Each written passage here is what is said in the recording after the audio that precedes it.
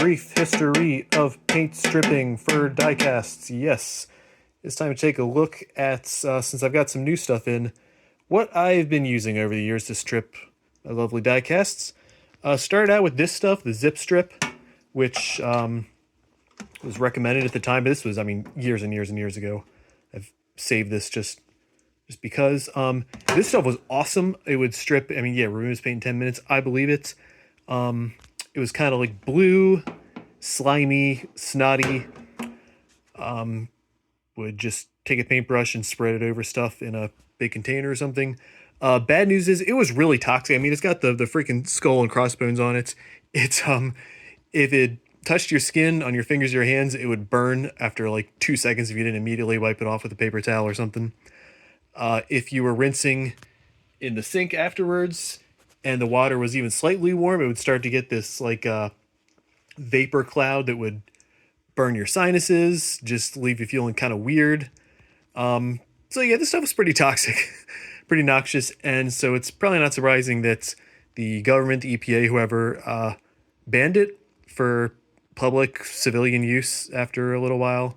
It was a while ago.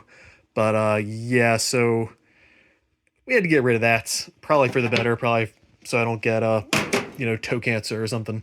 So we moved on to the safer citrus strip stuff, which it was okay.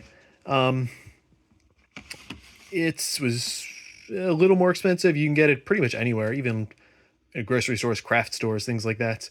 They say citrus scent. I don't know about that. It would go on a lot thicker orange. It was okay to touch. You get on your hands, it wouldn't burn. I wouldn't leave it on my hands, but it would take a day or two to fully strip once I set everything in the container here. So we were doing okay with that. The bad news is they switched the recipe. Maybe early 2025. They changed it up. Containers look the same, label-wise. Don't know if you can really see. They're both low. One-handed. It's not a good judge. The new stuff sucks. Just really sucks. The old stuff, you could tell holding it up side by side, and it's... Get down there. You can see it's actually pinker in color. It's greasier, it's grittier, it's thinner. You waste a lot of it just trying to get it onto the surface of the stuff because it'll run right off.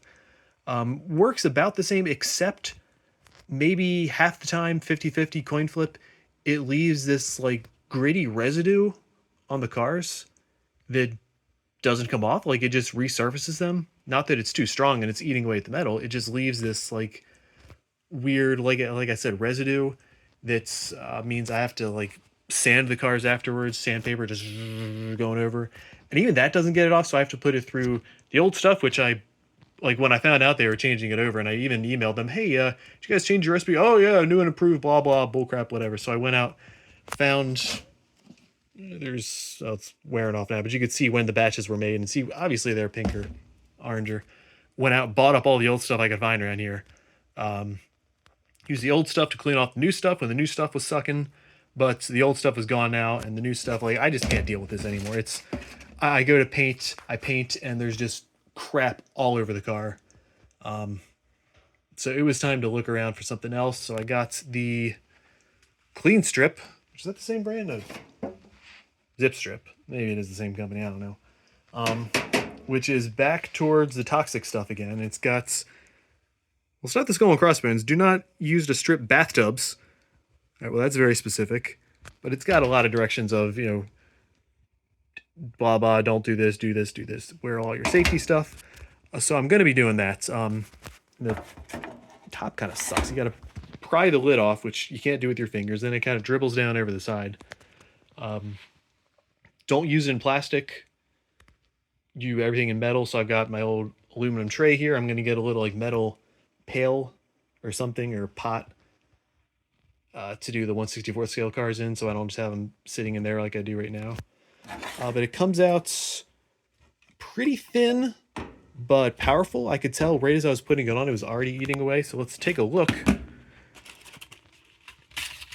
You can see big time paint stripping. The white ones were rejects that I had already painted but sucked because it had the pink residue on it. Black ones, those were fresh, and you can see it's all coming off real easy. And this was like 5 or 10 minutes it did all this. So this stuff rocks. Still a little noxious, still smelled. It says, you know, don't use an enclosed space, don't do this, do that. So I'm going to put on plastic gloves to rinse these off once I do that. Just gloves, safety glasses, which you should use for a lot of things. But even though it is a little more expensive, I'm liking what I'm seeing so far. We'll see what the verdict is after I rinse them off.